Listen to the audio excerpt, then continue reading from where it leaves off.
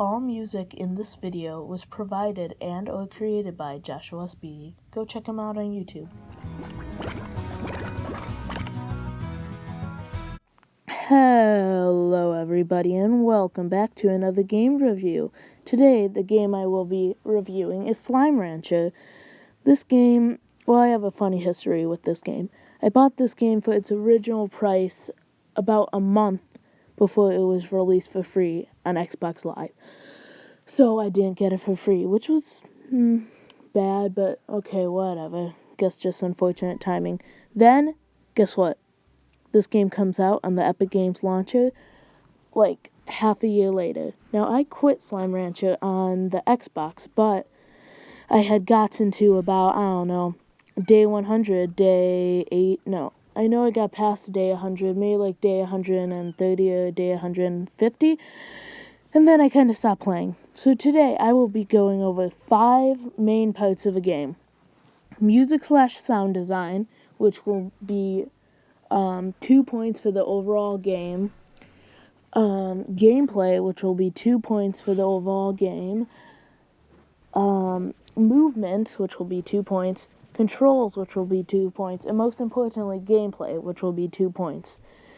If I give a game a 5+, it will get 1 point. If I give a game an 8+, it will get 2 points. I mean, if I give a certain thing like gameplay, yeah. So yeah, that's basically how this works. Let's get into some core mechanics, and I'll talk about this game some more. So, the first thing I want to go over is movement. In Slime Rancher, you have a few basic movement options. 1, jumping and a jetpack. Jetpack is obtained by spending some of your money in a little upgrade thing so you can unlock a jetpack.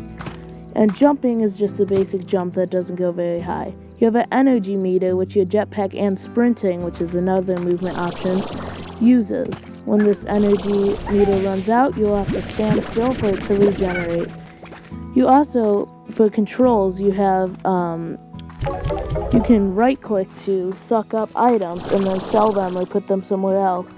And the slime is escaping, so if I scoop him up, I can spit him back out by clicking the left click button. So yeah, that's pretty cool. Those are basic movement and controls. I'll go a little more in depth in this later and talk about the score for each of these items.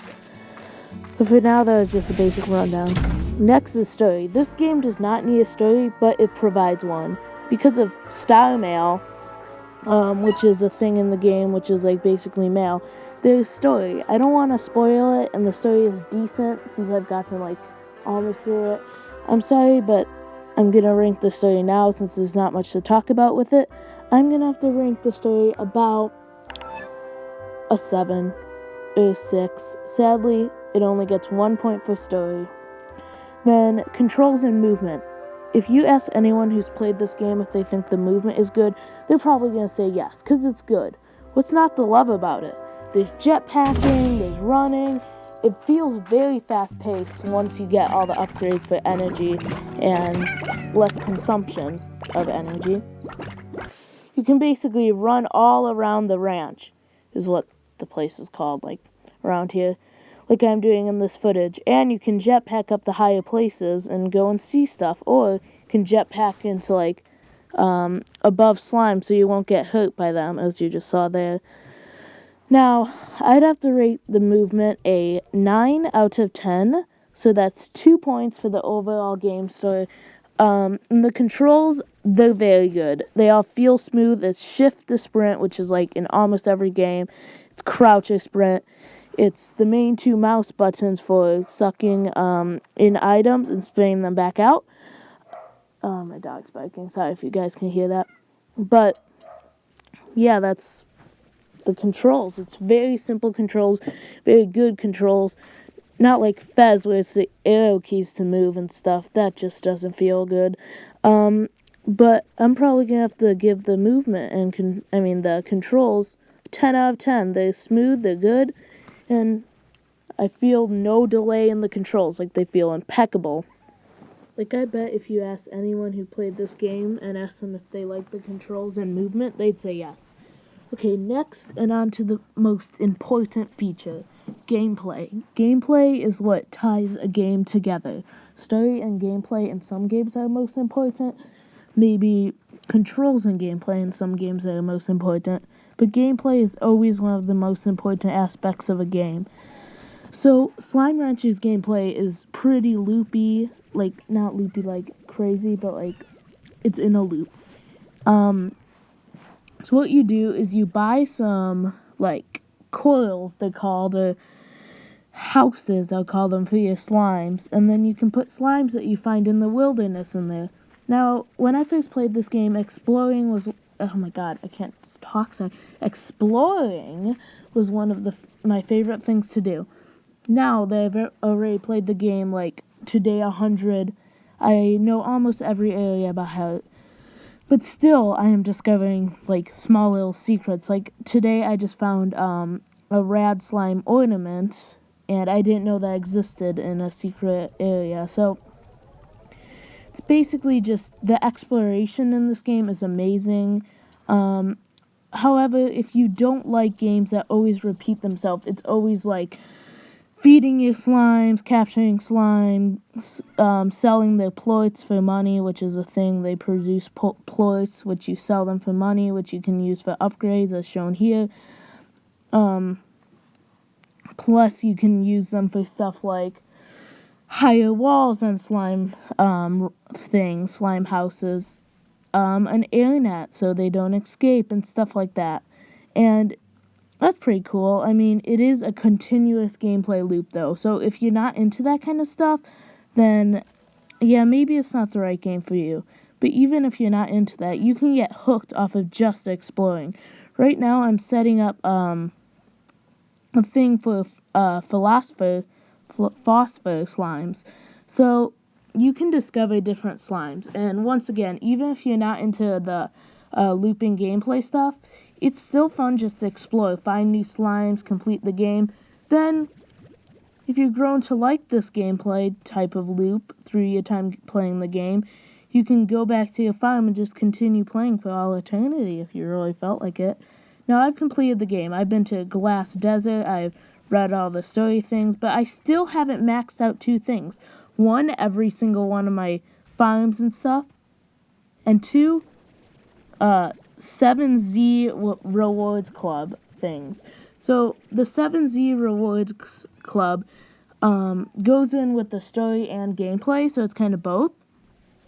And what it is basically is it is a club where you can unlock exclusive skins for items. Like your launcher or your gun thing, you can get skins on that. If you want to have your house changed into a different color, you can get skins for that. I think even in the higher tiers, or if you buy DLC, you can get slime skins and slime toys. And I have some slime toys in my original save. And that leads me to another thing, DLC. DLC, there's like 2 DLC, and that is like slime skin and extra slime toys and stuff. You don't have to pay unless you're paying the original price.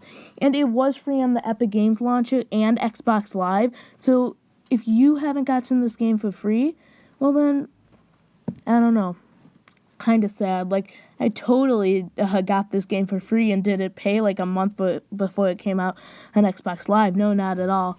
Once again, sorry if my voice sounds kind of bad. I'm not a good speaker, honestly. And I'm kind of sick right now, but back to gameplay. You also unlock different areas with slime keys, which you can get from, like, destroying large slimes, which you have to feed a lot to destroy.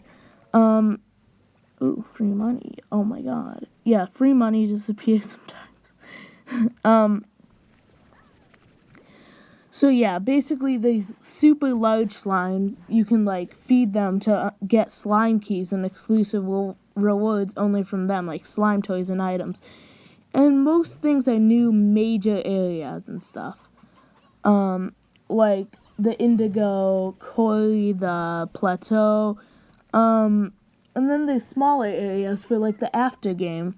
And then there's the big areas like the Glass Desert and what I mentioned earlier. And I haven't even gotten to gadgets and slime toys. Gadgets are items that, and slime favoritism and stuff. gadgets are things like, I don't know how to explain it, but basically, you get these items, and they're like drills. So what you do is you can drill the ground for resources, and these resources can be either sold for money, made into more gadgets to make more things that can be sold for money and made into more things, and make slime toys. Now, slime toys I'm going to touch on briefly, and slime favoritism. Slime favoritism is where some slimes have favorite foods and favorite, places to stay. For example, phosphor slimes like to stay in dark areas like the cave or in a solar-coated thing. I don't know what to call it. And basically, that's slime favoritism. They produce more ploits in there. And then there's also slime toys and favorite foods. Favorite foods will make a slime produce double the ploits when they get fed it. And slime toys will make slimes less aggravated, so they won't try to jump out of their home or box or whatever. So yeah, I haven't even touched on tires and water cannons yet. I'll just go over it briefly. Tires are evil slimes that attack you and your ranch, but they're usually found in the wilderness when a slime consumes 3 ploits or 2 ploits instead of 1.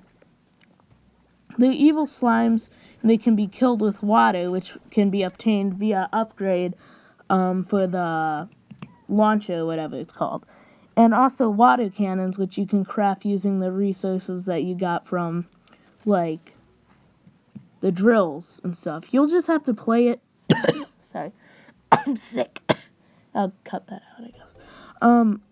But basically, you just have to play to experience. Honestly, I'd recommend this game to anyone who likes looping games, even if you don't like looping games, like I talked about. So, gameplay, I was gonna give it an 8 out of 10, but then I thought about it more, and I was like, this has to be a 9+. And I was like, well, and then while I'm talking, I just realized that, yeah, there's tires, there's water cannons. It's so complex for a simple game, and so much exploration. I'm finding out new things all the time. And like Lojo traps and favorite foods, it is a 10 out of 10. And upgrades and launcher thing upgrades is a 10 out of 10 for sure. 2 points. So far the game has 7 points. Next, we're going to talk about music. I'll play a little clip.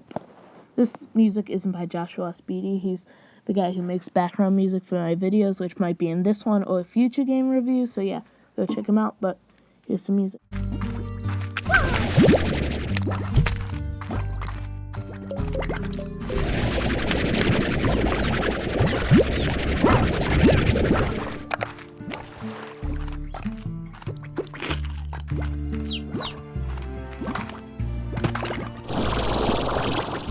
In my opinion, the music in this game is great. It's pretty good music, plus the sound design. The music just fits for the game, and music changes whether you're in the glass desert or bigger areas like that. And music, it really fits the theme of the game.